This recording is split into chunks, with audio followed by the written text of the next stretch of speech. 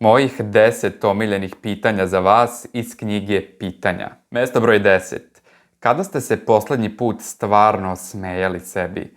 Šta je bilo tako smešno? Idemo dalje, broj 9. Ako biste morali da istetovirate na ruci poruku upućenu sebi, šta biste napisali? Na mesto broj 8, jedno malo ozbiljnije pitanje. Šta vam je bilo najveće razočarenje u životu? A najveći neuspeh, da li je iz toga proizašlo išta pozitivno? 7. Šta vam se u životu najviše sviđa, a šta vam se najmanje dopada? Mesto broj 6. Da li mislite da imate veliki uticaj na živote onih koje srećete? Da li je neko za kratko vreme značajno uticao na vaš život? Važno pitanje na mesto broj 5. Da li imate konkretne dugoročne ciljeve? Ako imate, koji je od njih najvažniji?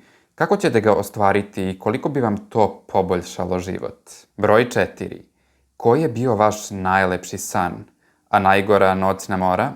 Da li ste saznali nešto o sebi iz svojih snova? Na mesto broj 3 nalazi se ovo pitanje. Šta će vam, po vašem mišljenju, izgledati najznačajnije u vašem životu kada se za mnogo godina budete osvrnuli ka prošlosti? Broj 2. Šta je najvažnije što ste stvorili, osim dece, a ne bi postojalo bez vas? I mesto broj 1. Šta vam je toliko važno da bez toga život ne bi imao smisla?